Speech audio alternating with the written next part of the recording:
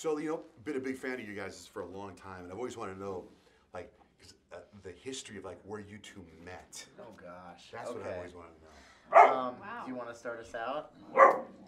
Well, we met at a self-improvement seminar, believe it or not. Chris had just moved out of his car. Do you know Chris lived out of his car? I remember you saying that one time on our show. Yeah. You were literally living, like, in the backseat of your car. So basically, I was driving my car from house to house. I was sleeping on friends' couches. It was me, it was my car, and it was a duffel bag. And I went through some really rocky 2 years of my life, right? I ended up losing everything. I was struggling. Like, how old of a guy were you? So this is actually from 2006 to 2008 was the probably I gotta say like probably the one of the darkest times of my life.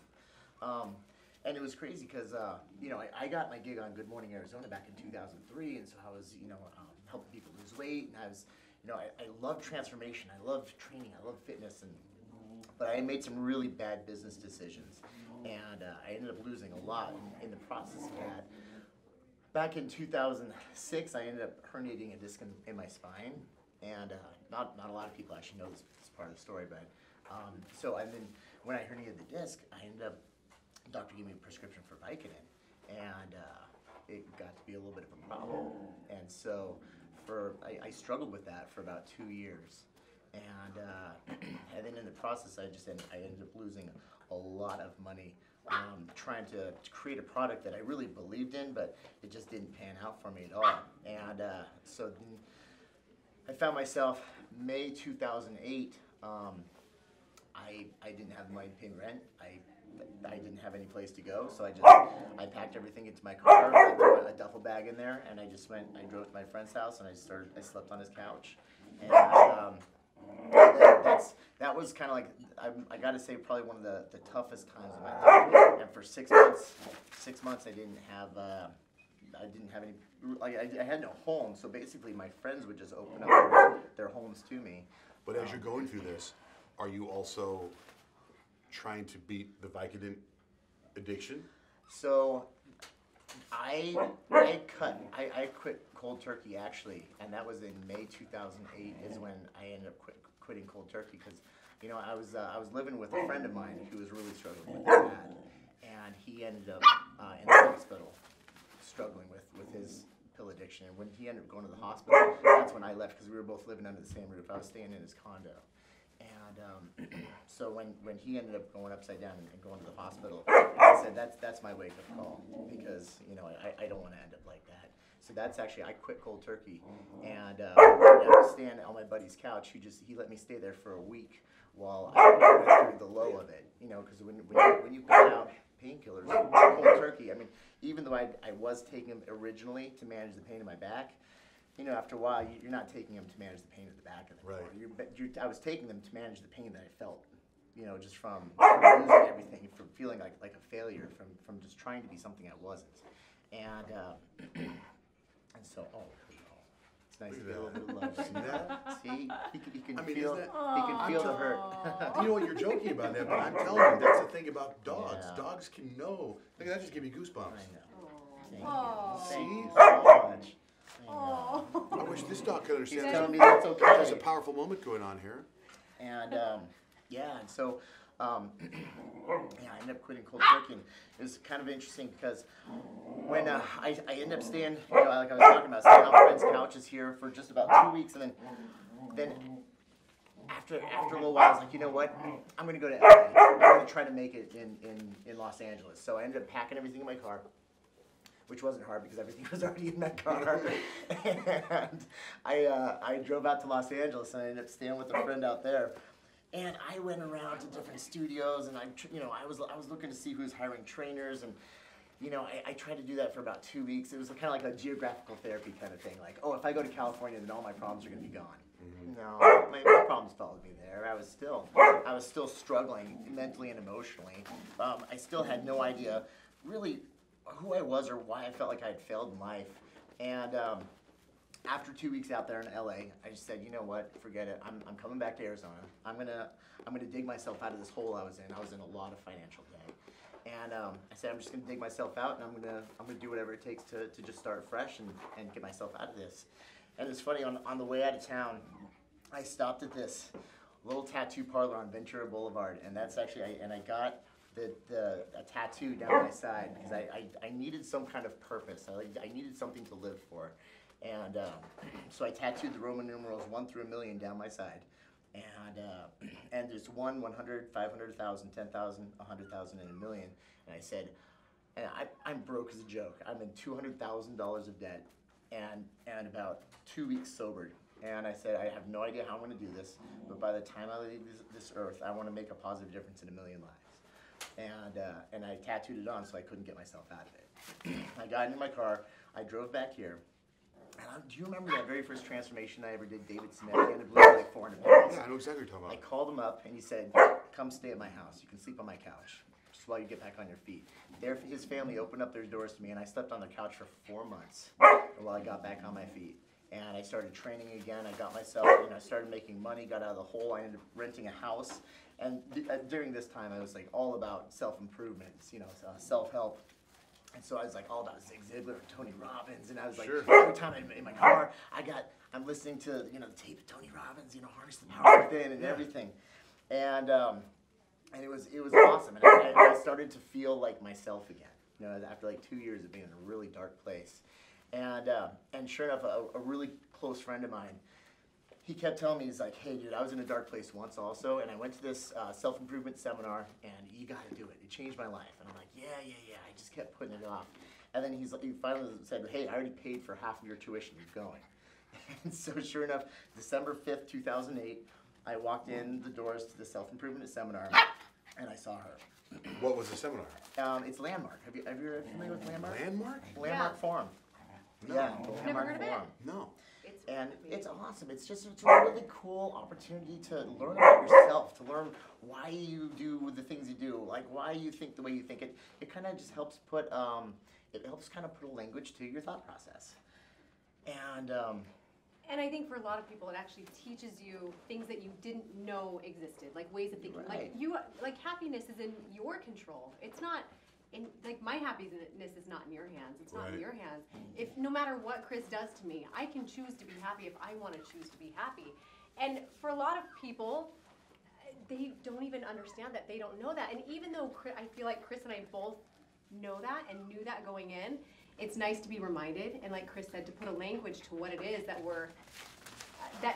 I guess, learn the tools to kind of get ourselves out of any rut. So he gets the seminar, and you're sitting next to each other? Well, okay. I'm sitting in the back, and I spot her. have to say She this. was sitting in the front. Oh. And I didn't in even like know pajamas. he was there. Yeah. So like I was newly divorced. I had 2 kids. I had been struggling with an eating disorder for like 10 years at that point. I mean, it was probably closer to 15, but I had it somewhat under control, a little. I did not. So I had gotten myself into some weird situations with men. Whoa! What's going on? What are these I'm just situations? being, like, You opened up and honest. see what she's got This is going on. real and raw. I really Right. had. I was divorced, and I got married really young. Grew up really religious family, and Look at it now. She knows that you've got. oh, Now it's your turn. look at that. Yeah, and so I got to the point where I was like, I can't do this. Oh, these are Jimmy shoes. I gotta move this. You can nibble on my toes, but not my Jimmy shoes. But yeah, I had gotten to the point where I'm like, I'm done with men. I'm done with dating. I'm done. Like I can't like. I am a people pleaser, and anytime you're a people pleaser and you don't want to make people happy, you end up in some pretty awkward situations and things that end up not being the best for me and my kids in the long run. So I showed up. I'm like, I don't want anyone hitting on me. I don't want anyone thinking I'm there for them. I had no makeup on, which is scary. Right? No. No. She's absolutely beautiful. I had no makeup, and I did show up in sweats all 3 days. And I did not know Chris was there at all. And it was day 2. We were in the lunchroom. I was like one of the few that packed my own lunch because I was health conscious. I was a trainer years ago. And, I ran, etc.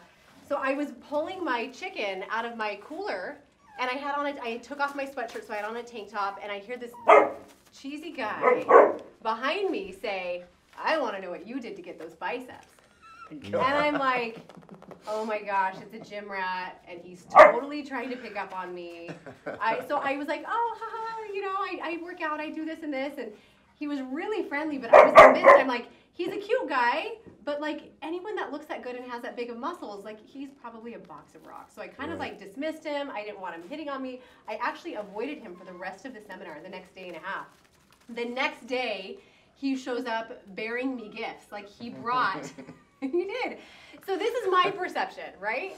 He has this like Stacks container bag for me. It's a system that he like lost hundreds of thousands of dollars on creating. He's like, hey, I have something for you. And I'm like, oh gosh, he's giving me stuff. He totally wants to take me out.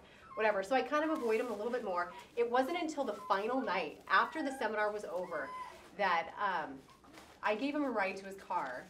And we sat and talked for a couple hours in the car. And I realized, like, not only is he good looking, but he really was the most incredible. You talk to Chris for 5-10 minutes, and anyone is like, wow, that's a good human being. There's no one on this earth like him. And so that night was the beginning of our best friendship. Truly. It was. I think we sat in the car, and both of us, I was like, I don't want anything. I have 2 kids. I have a whole lot of baggage, and here it is. Literally laid out all my baggage. He did the same thing. I still have a vision of him, like, up against the passenger side. He was like this. I was terrified. Like, he was scared of me, too. And he's like, I'm a bachelor. I have a vision. I want to help save, change 1 million lives before I leave this earth. And I remember just thinking, okay, this is a little all too So that was his pitch, though. That was his mantra. It really was. His mission statement. He actually had said to me, he said, I don't want any girl getting in my way either. So this is because we both, and I would say for the first 3 months of our relationship, it was 100% best friendship. We would email back and because we didn't even give each other phone numbers for the first few weeks, even after we'd hung out with each other, because we didn't want any temptation of dating or relationship, and we just helped each other through everything. We used those principles that we learned at that self-improvement seminar to really rebuild our life. I have a business mind. That's what I loved. I helped him get his car repossessed because the creditors were all after him. I helped him kind of untangle some of his business things and get started again, and he helped me kind of heal from the inside out with what I was dealing with. And really, well, he said what he was dealing with. What were you dealing with? More, I mean, without going into too much of it, there was the eating disorder that even though it wasn't, coming out in the destructive patterns at that time, there was this insane amount of body dysmorphia and just not feeling good about who I was as a person. And I think I grew up, there was always such a high bar for what I needed to be in life. You've seen my mom. Yeah. And I mean, she's 55 and she looks amazing right now. Like growing up, she always looked, here, I'm gonna hand these back to you guys.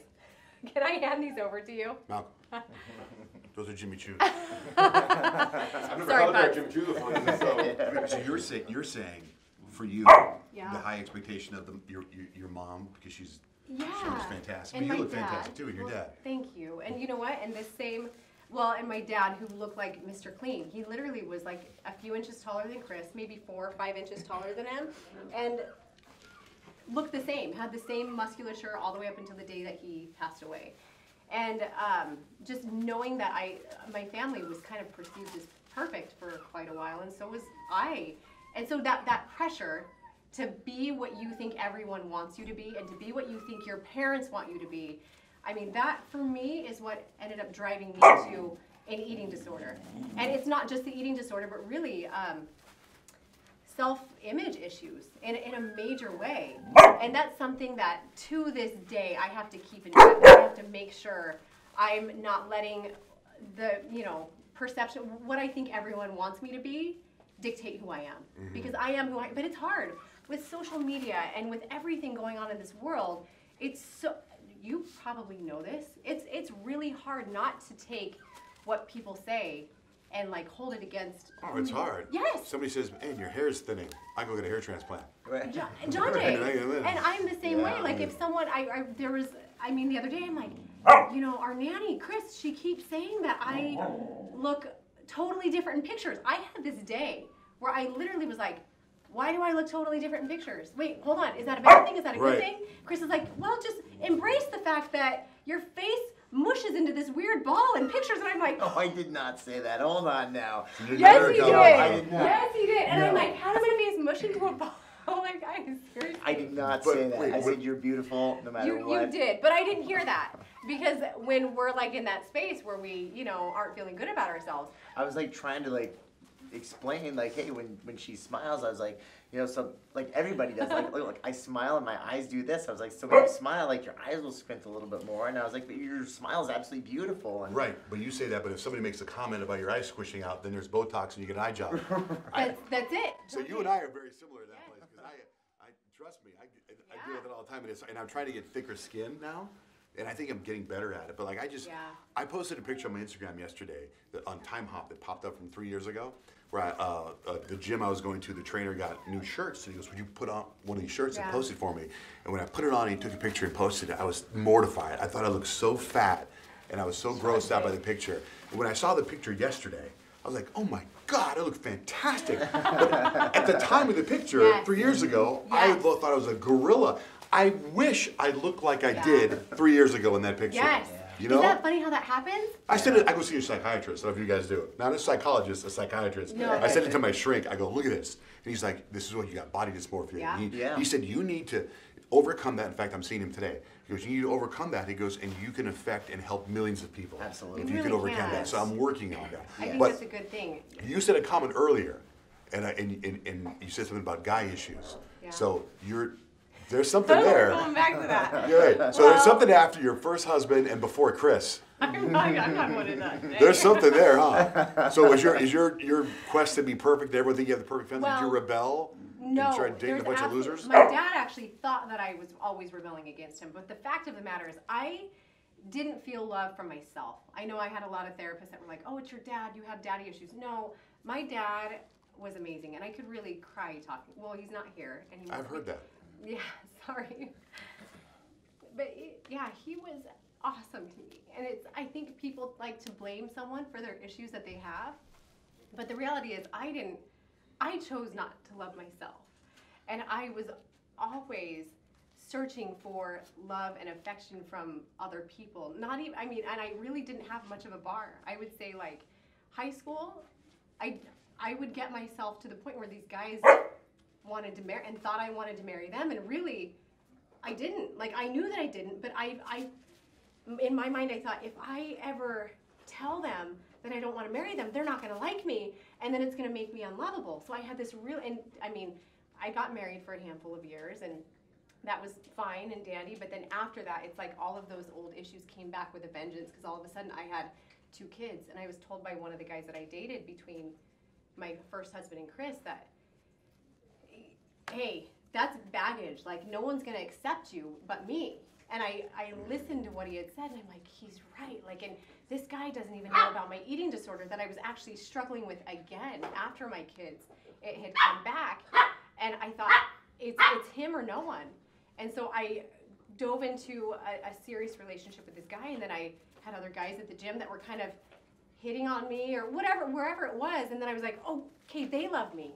Okay, they love me. And like, for me, like anyone that paid me attention, and I'll be honest, like it's still, and it's a struggle. I had to tell Chris in front, I'm like, heads up, like this is a struggle for me. When someone pays me attention, it's hard not to like naturally gravitate towards it, because there's this void in me for some reason.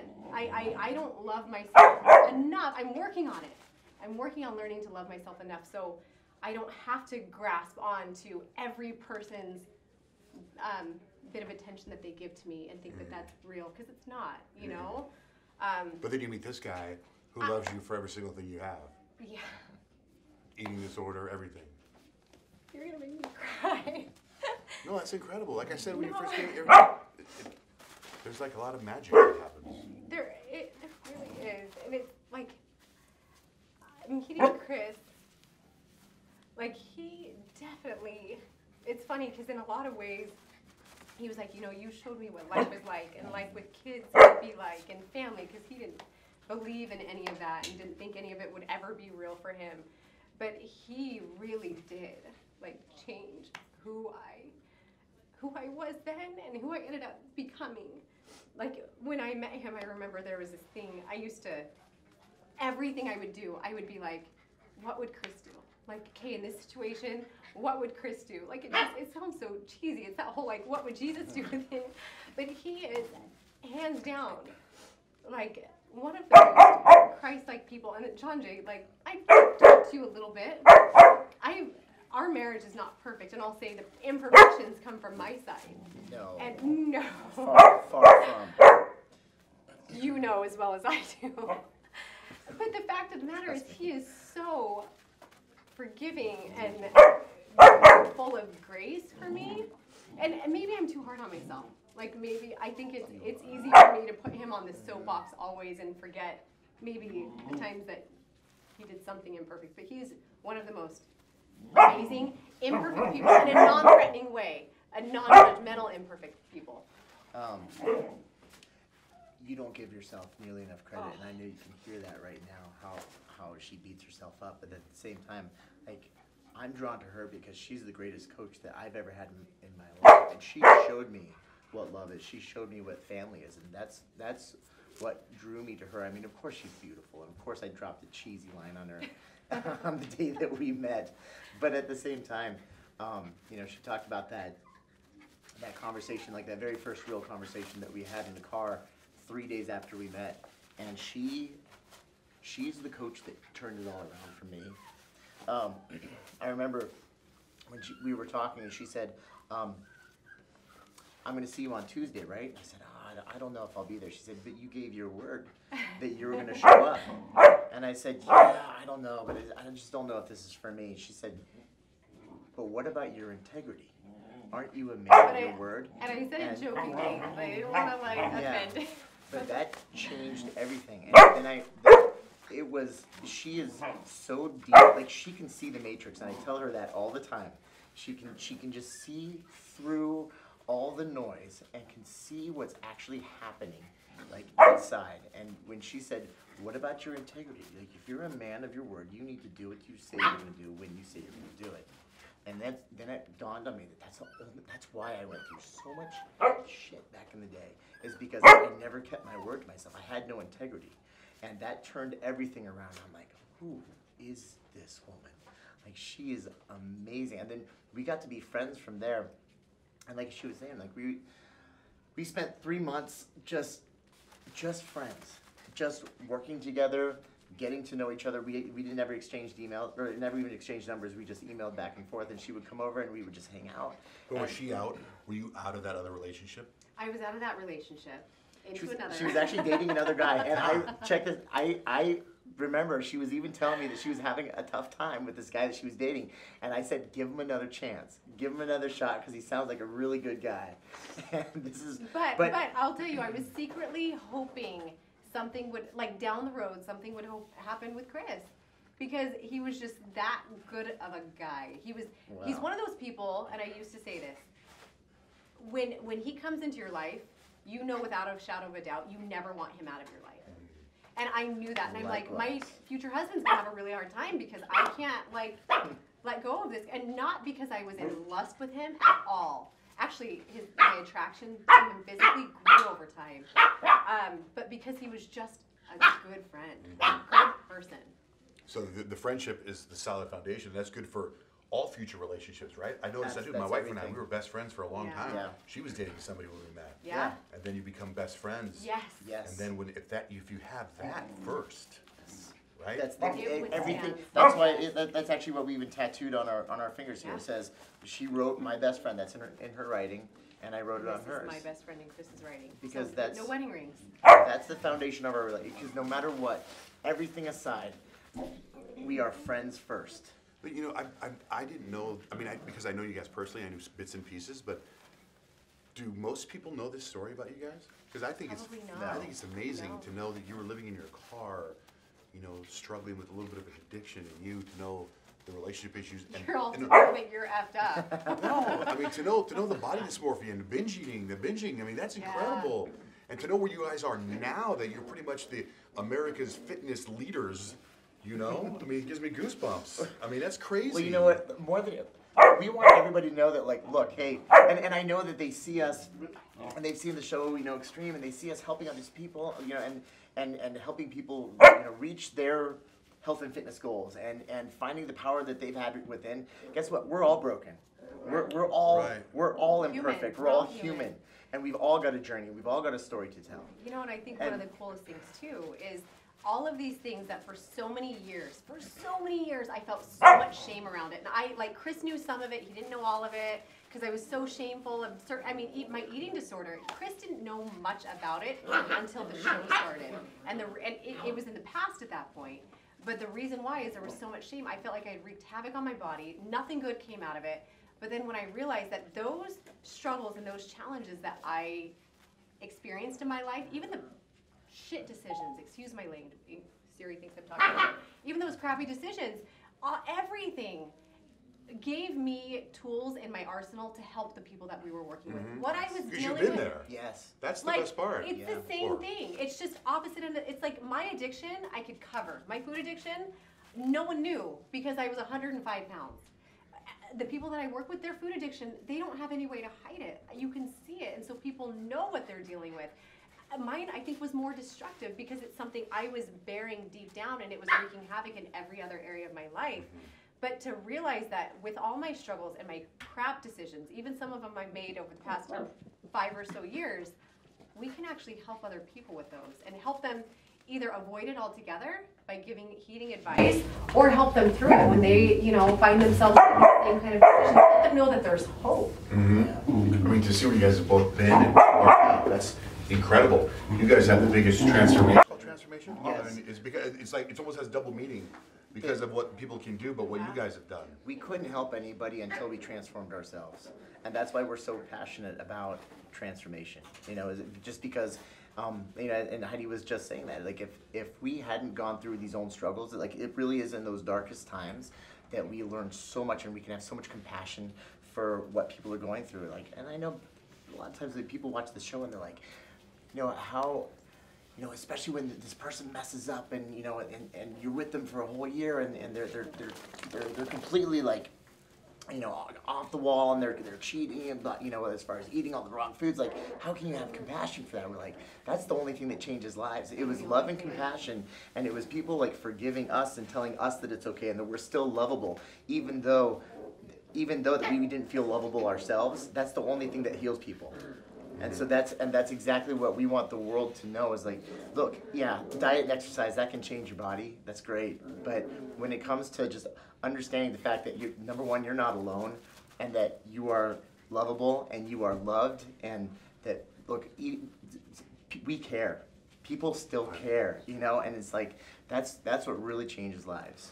When you were like at your lowest, is that in the car, homeless in the car? Yes. And so is there a moment that you can think of ever? Like I've had some low moments. Like I remember you ever remember when you were in college or when you're so drunk, hungover, and you're laying there and you wake up with saliva and you're like, oh God, I'll never do this again. Yeah. Was there ever a moment like that with you with Viking? Was there a moment like that with you with your disorder? Was it binge eating? Was it anorexia? Was it ever a moment where you were like, I can't do this? I'm looking at myself in the mirror and you're like, what was that low thing where you said never again? From this moment, never again. Well, I have to, there were a lot of moments I said never again, and it was just really hard for me to actually climb out of that hole, and I kept making a promise to myself that I would stop and then breaking it and making it and breaking it. But I have one specific that I remember. I didn't actually cut cold turkey then, I couldn't stop my addictive process. But I do remember, it was actually after high school, I remember laying in my bed at night. I actually moved back in with my parents. And I laid in my bed and I thought, I'm going to die. I am going to die if I don't tell my mom and dad what's going on. No one had any idea. My heart's going to stop. I just felt always short of breath, did not feel good. I felt like I wasn't going to wake up in the morning. And I think that was the moment where I actually started taking steps.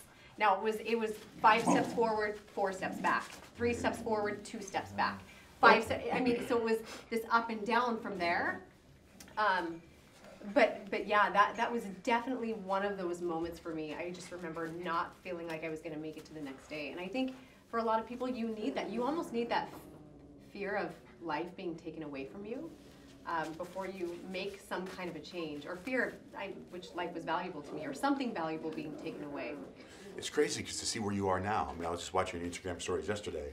you're working out, where you're jogging, and you're doing and you're like in crazy shape. And I never thought that was possible. I remember then thinking I destroyed my body forever. And on to what Chris is saying, that unconditional love and support. We want people to know that no matter where you're at, no matter what part of the journey, you're never so far gone that you can't start making steps toward, whether it's emotionally, mentally, or physically. You inspire me. What about you, Chris? It was the day that I had to leave the condo that I was living in. So my roommate was in the hospital at the time, and I just came back from the hospital, and I started packing up the condo, and this is all leading up to that moment. So I packed up the condo, and the whole time I'm thinking, like, what am I going to do? Because I had to get out that night, and so I didn't know what I was going to do, and I ran into my next door neighbor in the condos that I was living in. I ran into the next door neighbor, and I was like, Dave, I don't have a place to stay tonight. And he's just like, hey, I got a room for you. And like that was the beginning of the moment. I don't even remember that night very well, because I was still kind of in shock that this was my life at the time.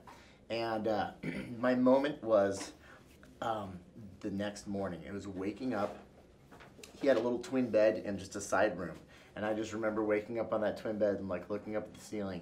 And I remember like it was probably 8 o'clock in the morning or so, and the sun was like shining through the shutters against the wall, and I was looking at the pattern on the wall, and I just thought, like, it's got to change now.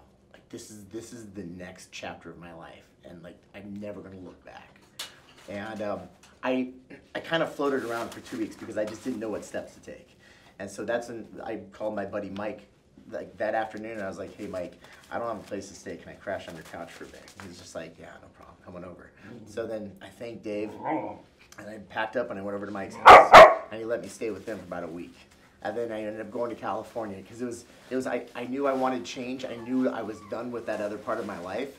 And then again, I ended up just I found myself in a holding pattern. For a couple weeks when I went to California, that's where I got the tattoo, and I said, okay, I'm going to do this. I'm just going to confront all my issues. I'm going to come back, and I'm going to dig myself out of this hole. It's amazing, man. See, you guys inspire me, inspire everyone. So what do you think so far of this puppy show? I love it. I love this one right here. I've got a new best friend right here. Well, a second best friend.